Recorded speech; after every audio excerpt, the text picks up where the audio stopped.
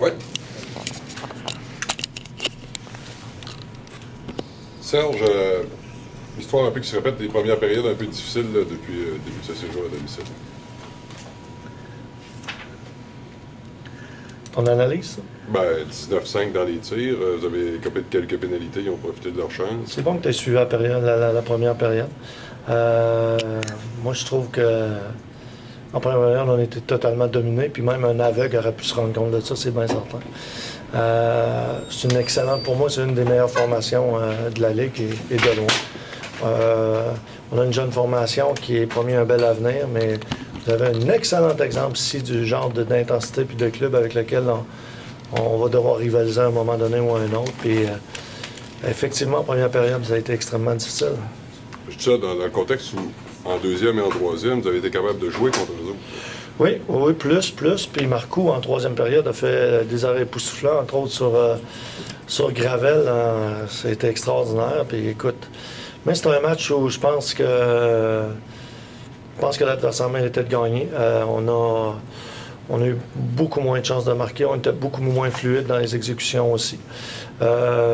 J'ai bien aimé comme on a promené notre rondelle dans les deux seuls avantages numériques que nous avons eus. Des fois, il ne faut pas juste regarder les résultats. J'entendais nos analystes l'autre fois glousser ces résultats en avantage numérique, mais je peux vous dire que il faut regarder les chances de marquer qu'on a. Il faut voir comment les gars se comportent sur la glace. C'est pas toujours les 19 ans et les 20 ans qui sont les meilleurs joueurs employés là. Puis moi, ça m'a fait très plaisir. Les analystes qui travaillent pour notre équipe de hockey en passant. Serge, parle-nous de Kostelec, de Gravel. On parlait de jeunes, de Morin, les trois 17 ans qui ont été tous les trois très, très bons, encore une fois, ce soir, contre, tu l'as dit, une très bonne équipe avec de bons attaquants. Là. Oui, Kostelec a été de loin le meilleur de notre défensive. On a écopé de mauvaises pénalités en début de match. Là. 3 arrières ont pris des pénalités coup sur coup.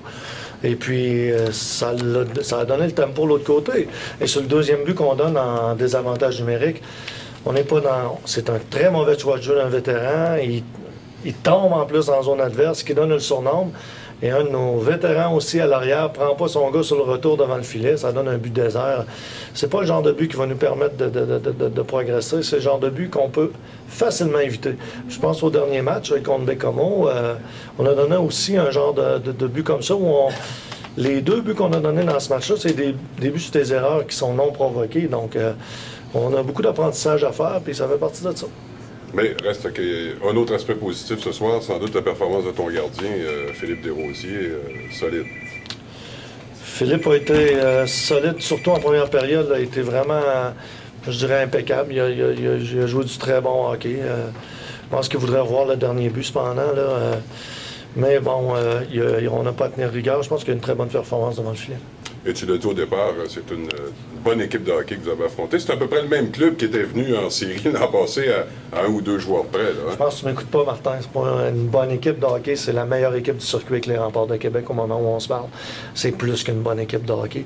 Ils sont rapides, ils sont robustes, ils ont un excellent gardien en arrière. Ils ont le meilleur arrière en Ouellet à l'arrière.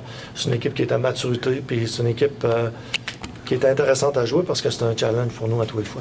Merci, Serge. Serge, pour la télévision, voilà. Il faut être quand même, c'est quand même intéressant puisque malgré la domination, pour le dire, de l'Armada en première période, 2 poteaux, votre équipe, et Marcoux qui a quand même fait des belles arrêts en troisième période. Donc, vous étiez quand même dans ce match-là tout le long, justement, comme tu viens de dire, contre une très, très forte équipe d'Armada. Absolument. J'aurais aimé qu'on ait un peu plus l'apport de tous nos joueurs ce soir. Il y en a plusieurs qui sont un peu déguisés en courant d'air à quelques occasions. C'est pas les... Michael Joly, j'aurais dû lui donner plus de glace ce soir. Il a joué du très, très bon hockey, alors que certains de nos joueurs ont punché absent, tout simplement. Puis je te dirais, Laval, là-dessus, que c'est des ajustements qu'on va faire assez rapidement. C'est ça. L'état de Plante. On l'a vu sortir sur une patte. Oui, Plante s'est fait mal à un moment donné au bas du corps. Cassé une lame aussi en désavantage numérique une autre fois. Je pense que c'est pas un match où il a joué de sens.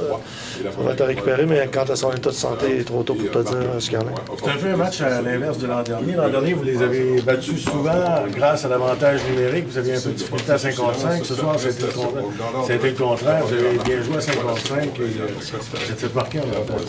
Oui, Puis je pense que prendre 2 pénalités, la première pénalité, quoi, il y a 26, 28 secondes. Ça veut dire que les lames sont même pas chaudes. Là. On n'a pas échangé 2-3 pas, qu'on est déjà en désavantage numérique.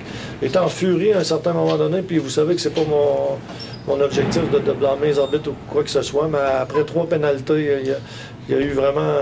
on a fait trébucher Boutette en entrée de zone, puis j'étais pas content de ça, mais dans l'ensemble, les arbitres ont rien à voir dans notre performance. Je te dirais que Blainville a mieux joué que nous. Tu as parlé d'intensité, puis il me semble que là-dessus, vous avez été quand même bien. Vous avez servi pas mal de mises en échec. Oui. Les gars de l'Armada ont dû payer le prix à quelques reprises. Oui, je suis d'accord avec ta lecture là-dessus. Plusieurs bons checks. Ce que je trouve un peu triste, c'est que dans notre ligue, Kostelec, ça fait 3 fois qu'il donne de très belles mises en échec. De très belles mises en échec. Des mises en échec qu'on pourrait prendre en exemple pour montrer aux jeunes. Et puis, tout de suite après, il y a un gars qui vient y sauter dessus. Puis il est obligé d'engager le combat. Ça fait 3 fois en 3.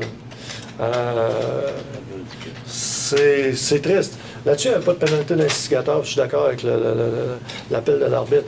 Mais en même temps, à chaque fois qu'il y a une mise en échec, j'appelle même pas ça une mise en échec d'impact, j'appelle une mise en échec solide, intéressante, une mise en échec pour homme. Et le gars, il se fait sauter dessus. Qu'est-ce que tu demandes à tes gars, 2 contre 1, 3 contre 1? C'est une excellente question. Parce que tu devrais leur demander, je pense qu'ils le savent parce qu'on le répète sempiternellement, on demande une chance de marquer. Peu importe la décision qu'ils vont prendre, ils doivent créer une chance de marquer. Et à 3 contre 1, quand tu attends trop pour refiler le disque, ça facilite le jeu du défenseur. Et ce qui est arrivé à notre jeune joueur en deuxième période. OK, merci.